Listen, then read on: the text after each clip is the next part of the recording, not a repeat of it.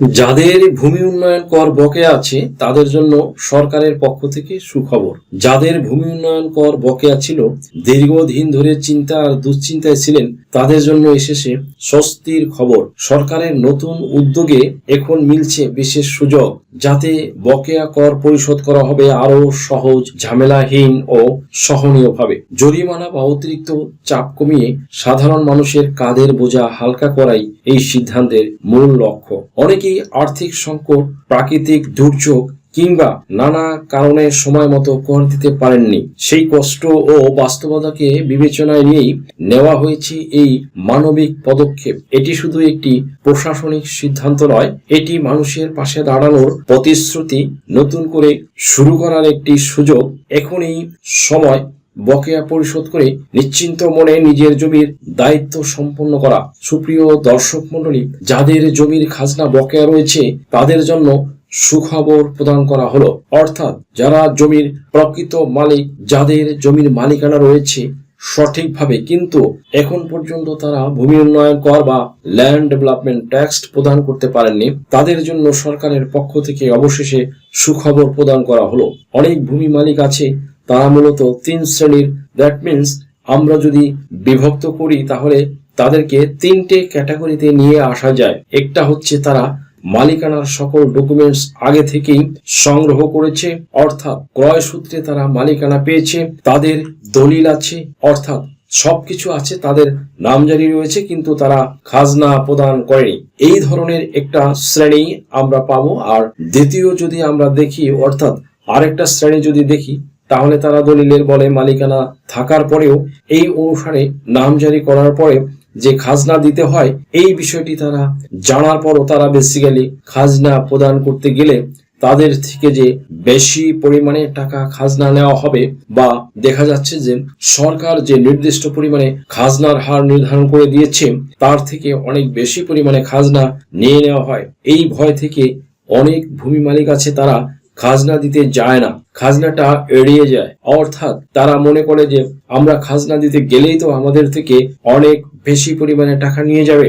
এই একটা শ্রেণী আছে। আর অপরদিকে আরেকটা শ্রেণীর মানুষ আছে, তারা খাজনা কিভাবে দিতে হয় এই বিষয়টি বেসিক্যালি জানেন না।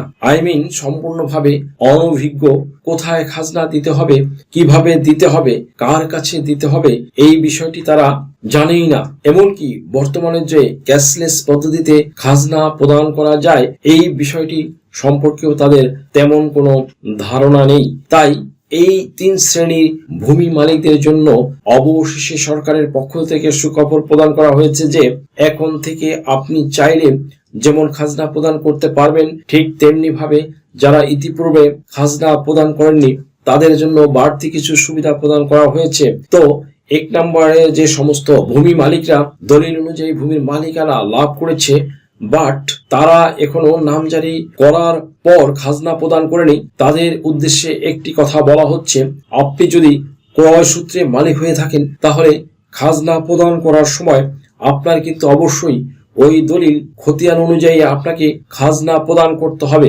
যদি আপনি মনে করেন যে দলিল আপনার হয়তো হারিয়ে গিয়েছে বা দলিল খুঁজে পাচ্ছেন না, সেই ক্ষেত্রে অসুবিধা নেই, শুধুমাত্র নামজারি খতিয়ান দিয়েই আপনি খাজনা প্রদান করতে পারবেন। এখন বর্তমান যে ক্যাশলেস পদ্ধতি চালু হয়েছে, এই ক্যাশলেস পদ্ধতিতে আপনার যে একটা খতিয়ান হয়েছে, যেটা নামজারি খতিয়ান, এই নামজারি খতিয়ানটা অনুসারে আপনি খাজনা প্রদান করতে পারবেন। সেই ক্ষেত্রে আপনি যদি মনে করেন যে আপনি নিজে নিজে খাজনা প্রদান করবেন, তাহলে আপনার হাতে থাকা স্মার্টফোন দিয়ে বা আপনার ঘরে থাকা ল্যাপটপ বা ডেস্কটপ দিয়ে একটি রেজিস্ট্রেশন করবেন।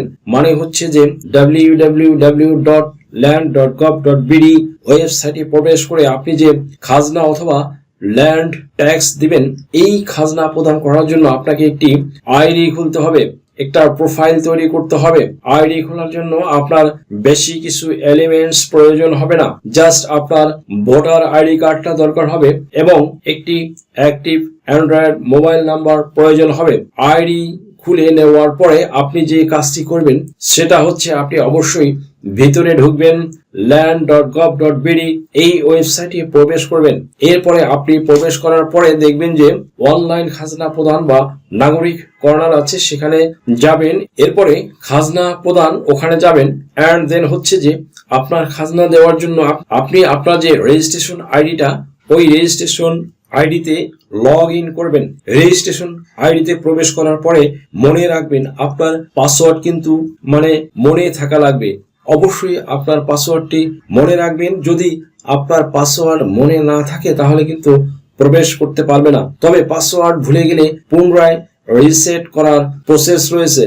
তো এরপর আপনাকে যে কাজটি করতে হবে সেটা হচ্ছে আপনার যে খতিয়ানটা বা যে খতিয়ান অনুযায়ী আপনি খাজনা প্রদান করবেন, সেই খতিয়ানটা যেহেতু হোল্ডিং নেই, আপনার খতিয়ানের এখনো হোল্ডিং হয়নি, তাই সেই খতিয়ানটা ওখানে আপনি ছবি তুলে ইমেজ আকারে অথবা স্ক্যান করে ওখানে আপনি দাখিল করবেন। খতিয়ানটা ওখানে সাবমিট করার পর থেকে 7 কার্য দিবস বলা হয়েছে ভূমি মন্ত্রণালয়ের পক্ষ থেকে।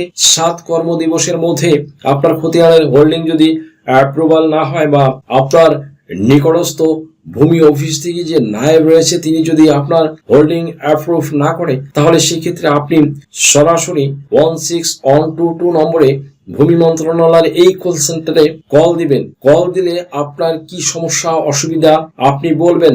আপনার হোল্ডিং যে অ্যাপ্রুভাল করা হচ্ছে না এই জন্যই কল দেবেন। শুধু তাই নয়, যদি এমনটা হয় যে আপনি কিভাবে এই রেজিস্ট্রেশন করবেন, কিভাবে আপনার খতিয়ান সাবমিট করবেন এটা আপনি বুঝতে পারছেন না, তাহলে সেই ক্ষেত্রেও আপনি কিন্তু সহায়তা নিতে পারবেন 16122 নাম্বারে কল করে। ইভেন কি আপনার হোল্ডিং অ্যাপ্রুভালও তাদের সাথে যোগাযোগ করে নিতে পারবেন। আপনার হোল্ডিং অ্যাপ্রুভাল হয়ে গেলে আপনার ওই খতিয়ান অনুযায়ী কত টাকার খাজনা আসে সেখানে আপনার খাজনাটা দেখাবে যে আপনার বাৎসরিক হিসাবে এই খাজনাটা এসেছে। আপনি কিন্তু তখন ওই খাজনা পরিশোধ করতে পারবেন বিকাশ, নগদ, রকেট, অনলাইন ব্যাংকিং সিস্টেম আছে, এগুলো ব্যবহার করে আপনি তখন খাজনা পরিশোধ করতে পারবেন।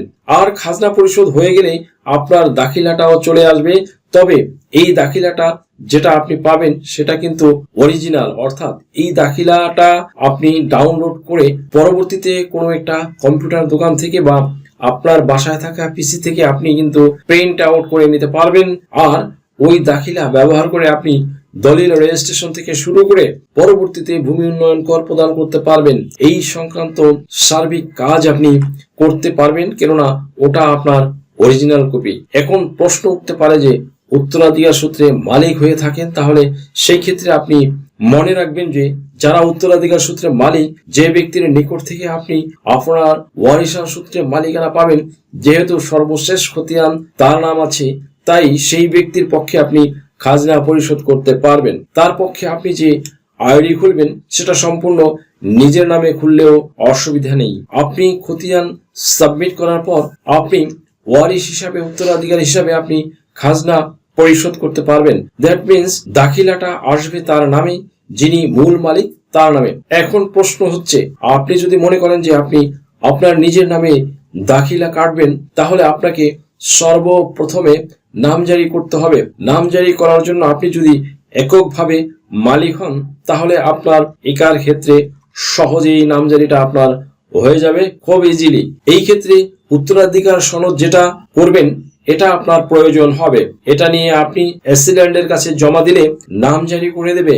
ব্যতিক্রম হচ্ছে যে আপনারা কয়েকজন ওয়ারিশ মিলে যদি আপনার মালিকানা পেয়ে থাকেন, তাহলে অবশ্যই সকল ওয়ারিশদের উপস্থিতিতে একটা যৌথ খতিয়ান সৃষ্টি হবে। যৌথ নামজারি খতিয়ান যেটা এসিল্যান্ডের কাছ থেকেই হবে। আর যদি মনে হয় যে অন্যরা তো রাজি না, তাহলে সেক্ষেত্রে আপনি বাটোয়ারা মামলা করতে পারেন। সুপ্রিয় দর্শক মন্ডলী, 3 নম্বর যে বিষয়টা সেটা হচ্ছে যে যারা বেসিক্যালি জানে না যে কিভাবে খাজনা দিতে হয়, কোথায় যে দিতে হয়, তাদের জন্য এখন বিষয়টা সহজ হয়ে গেছে। সরকারের পক্ষ থেকে তাদের জন্য সুখবরটা হচ্ছে যে আপনি 16122 নাম্বারে কল করবেন, তাদের মাধ্যমে আপনি করে নিতে পারবেন। আর যদি মনে হয় যে না, আমার কাছে বেশ ঝামেলা মনে হচ্ছে, তাহলে আপনি নিজে থেকে আপনার খতিয়ানটা নিয়ে আপনি ভূমি অফিসে যাবেন। ভূমি অফিসে যাওয়ার পরে আপনি তাদের কাছে ছেড়ে দিবেন। দেখবেন যে একটা যখন তারা টাকা পয়সা নিয়ে আর টাল বাহানা করবে না, গড়িমসি করবে না, দ্যাট মিনস সঠিকভাবে প্রপার ওয়েতে আপনার কত টাকা খাজনা আছে সেটাই তহসিলদার বা নায়েব আপনার খাজনার পরিমাণ নির্ধারণ করেছেন এবং আপনার খাজনা কেটে দিয়েছেন। আর এটাই হচ্ছে এই সরকারের একটি কারিশমা। ভূমি অফিসের লোকজন এখন চাইলে কিন্তু দুর্নীতি করতে পারছে না, কারণ অনেক মিডিয়া, অনেক গোয়েন্দা সংস্থা, অনেক দুদক কর্মকর্তা, ইভেন কি অনেক অফিসের সিসি ক্যামেরা সব মনিটরিং করা হচ্ছে। ইভেন কি এখনো দুর্নীতি করতে গিয়ে অনেকের চাকুরি চলে গিয়েছে। যদি কেউ অতিরিক্ত টাকা দাবি করে তাহলে আপনার এলাকায় নিকটবর্তী থানায় বা সেনা ক্যাম্পে উক্ত ব্যক্তির বিরুদ্ধে একটি অভিযোগ দায়ের করবেন। এই ব্যবস্থা গ্রহণ করতে পারেন। আর যদি মনে হয় যে না, আপনি কাউকে দিয়ে কাজ হচ্ছে না বা হবে না, তাহলে আপনি একটা কম্পিউটারের দোকানে চলে যাবেন, যেই দোকানের সামনে সাইনবোর্ডে লেখা থাকে যে এখানে খাজনা প্রদান করা হয়, সেখান থেকে খাজনা দিয়ে দিবেন। এখন অনেক ব্যাংকের সাথের মতো মনে মনে কম্পিউটারের দোকান থাকে, সেখান থেকে করে নেবেন। এখন সরকারের পক্ষ থেকে কি সুখবর বন্ধুরা? সরকারের পক্ষ থেকে সুখবর হচ্ছে যে অনেক ভূমি মালিক আছে, তারা প্রবাসে থাকা বা চাকরির সুবাদে দূরে অন্য জেলায় বা বিভিন্ন অন্য কোনো বিভাগে অবস্থান করে। তারা সাধারণত নির্দিষ্ট সময়ে হাজির হয়ে খাজনা প্রদান করতে পারে না। তাদের ক্ষেত্রে দেখা যায় যে 1 বছর 2 বছর খাজনা বকেয়া পড়ে থাকে। এটা একটা সাধারণ বিষয় হয়ে পড়ে। তাই এই সমস্ত ভূমি মালিকদের জন্য সরকার অবশেষে সুবিধা দিয়েছে যে আপনারা পর 3 বছরের খাজনা অগ্রিম পরিশোধ করে রাখতে পারবেন। এটা আপনার জন্য কিন্তু সহজ হয়ে গেছে। শুধু তাই নয়, আগে যেমন 1 বৈশাখ থেকে 30 চৈত্র বাংলা সাল অনুযায়ী খাজনা দিতে হতো, খাজনা নেওয়ার জন্য এটা একটা আর্থিক বছর ধরা হতো। বর্তমানে আপনি 1 জানুয়ারি থেকে একেবারে 31 ডিসেম্বর পর্যন্ত আপনি কিন্তু খাজনা পরিশোধ করতে পারছেন, এবং এর ভিতরে আপনি যে কোনো দিন গিয়ে খাজনা প্রদান করলে আপনার থেকে কোনো জরিমানা নেওয়া হবে না।